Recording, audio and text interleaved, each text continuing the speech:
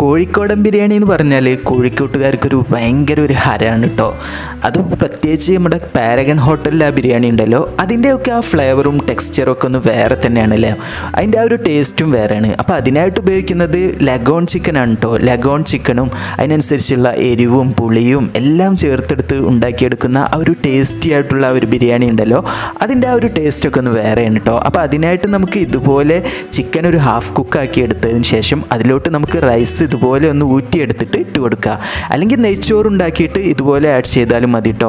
ഇനി ഫ്രൈ ചെയ്തെടുത്ത onion, cashew nuts, raisins, അതിൻ്റെ കൂടെ കുറച്ച് ക്യാരറ്റ് കൂടി ചേർത്ത് നന്നായിട്ട് മിക്സ് ആക്കിയെടുത്ത് കുറച്ച് ബിരിയാണി മസാലയും കൂടി ചേർത്ത് ഇതുപോലെ ദം ചെയ്തെടുക്കുക. കുറച്ച് ചെറുനാരങ്ങ നീരും അതിൻ്റെ മുകളിലോട്ട് ഫ്രൈ ചെയ്തെടുത്ത ഓണിയൻ്റെ ഓയിലുണ്ടല്ലോ അത് കൂടി ചേർത്ത് ദം ചെയ്തെടുക്കുക കേട്ടോ. അപ്പോൾ ഇതിൻ്റെ ഈ ടേസ്റ്റി ആയിട്ടുള്ള റെസിപ്പി എൻ്റെ ചാനലിൽ ഉണ്ട് കേട്ടോ. അപ്പോൾ ഇതുപോലെയുള്ള റെസിപ്പിക്കായി ചാനൽ ഫോളോ ചെയ്യാനായിട്ടും മറക്കല്ലേ.